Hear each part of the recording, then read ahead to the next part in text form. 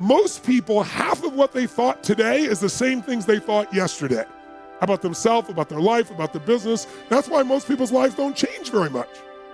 But if you wake up and you start realizing, I'm living in a home, an emotional home I don't want, you can change it. See, because everybody's got it. If you got $1 billion, check this out. If you had $1 billion, but the habitual emotions you go back to are frustrated, pissed off, then your life is called frustrated and pissed off. It doesn't matter how much money you have. Write this down, please. The quality of my life is the quality of my habitual emotions. The quality of my entire life is nothing but the quality of my habitual emotions. Whatever habits of emotion, wherever my emotional home is, I will find a way to get back there. And until I change that, I'm gonna have a problem.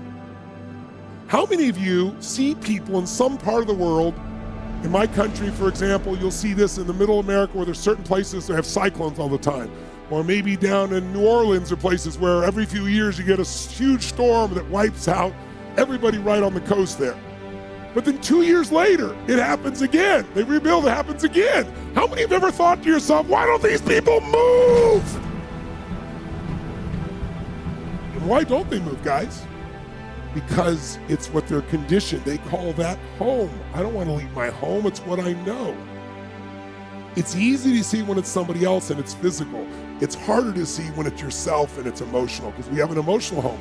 Some of you grew up in a really tough environment. I did too. Pretty brutal environment. Very painful environment. Part of I am who I am is because I didn't want to suffer. I had to find answers. And because I suffered so much, I don't want you to ever suffer if I can do anything about it. I can't control it, but I can help massively. But it's only because I suffered so much I don't want anybody else to. But think about it. Most people suffer even when they're successful. Listen, if you're successful and you're not fulfilled, that's the ultimate failure.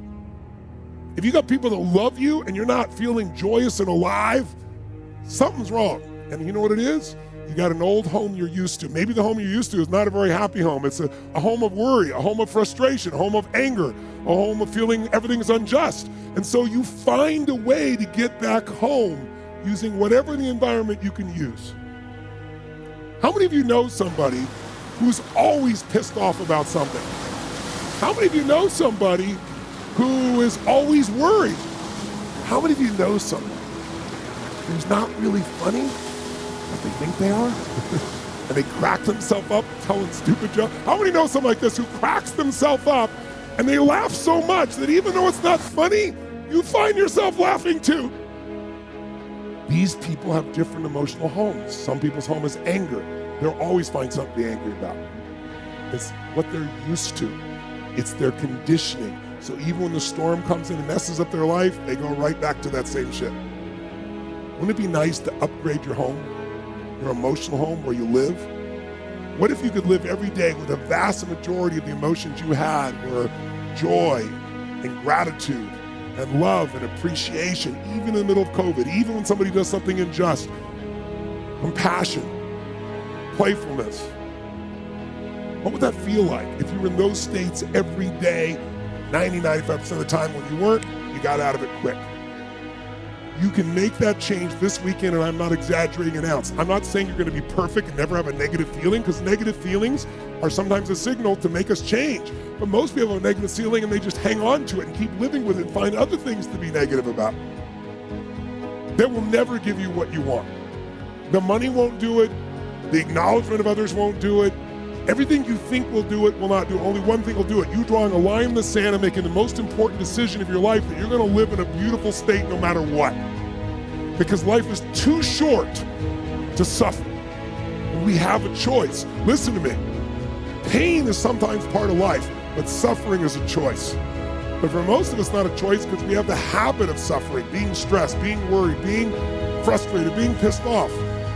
And because we're wired that way, that's the muscle we built. But if we rebuild our home here so it's even more magnificent, then you can have the life that you desire and deserve. And you can do it in one weekend only if you give your all and push enough energy out while you're doing it, while you're learning. Who's up for this here? So who's up for enhancing your home massively? Say aye. Aye. Say aye. Aye.